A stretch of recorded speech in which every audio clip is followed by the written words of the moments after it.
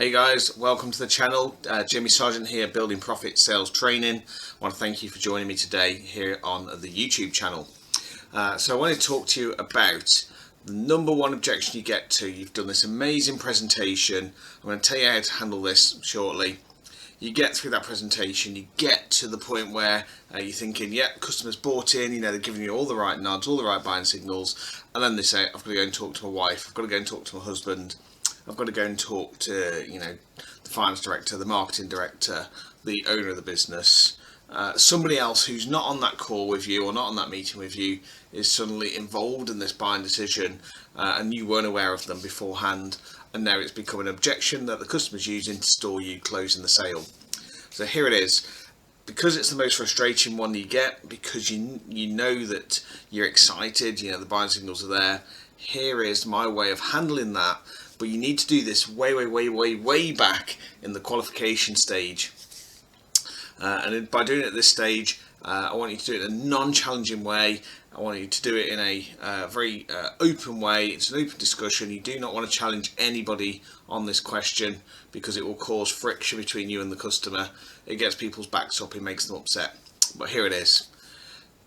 Can you tell me what the buying process looks like in your business? That's the question. That's all you need to ask. Can you tell me what the buying process looks like in your business? Now, you're not asking here, are they the buyer? You're not asking, who is the buyer? You're asking, can you tell me what the buying process looks like in this business? And now this could be the same if you're selling business to consumer.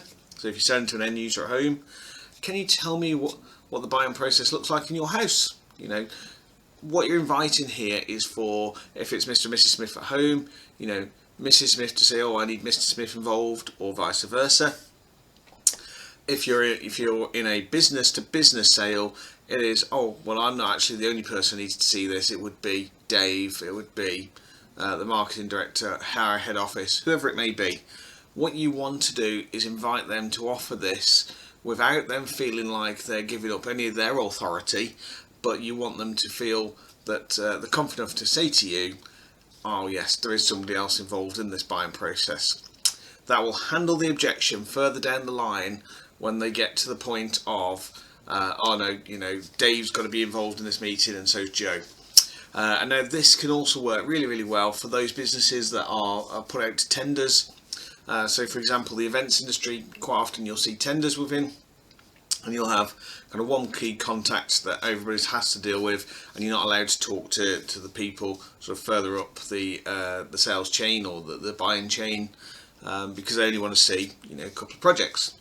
So if you're in that position, you'll get your quota through, and you'll go back to them and get a feel for what they want.